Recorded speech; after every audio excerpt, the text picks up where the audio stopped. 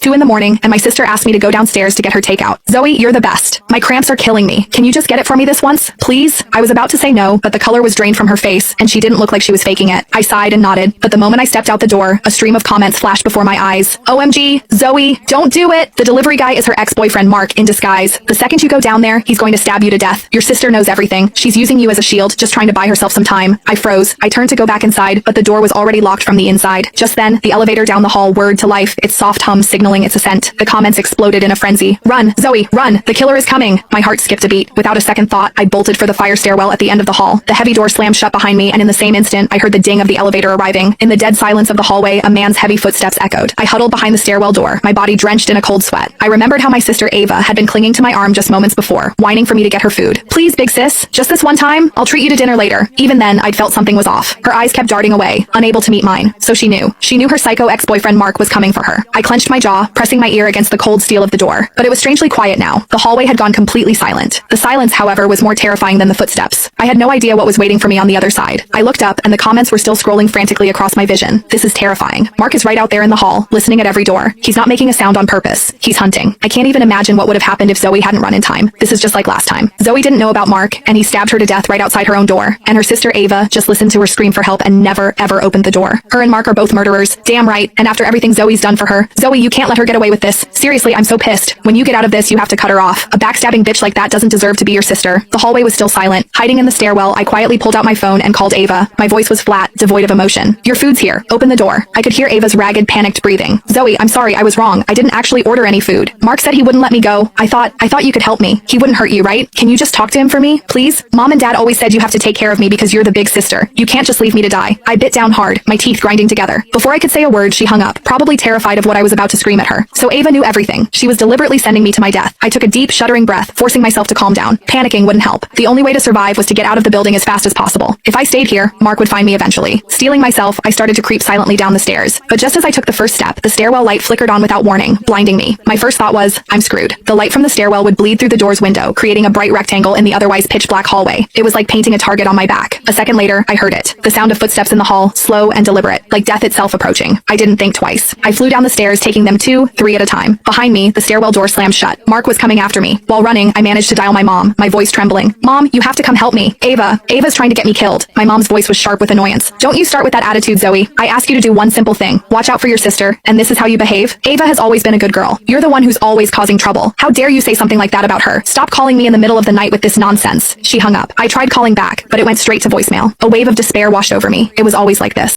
Click the link in my bio to get the full story for free.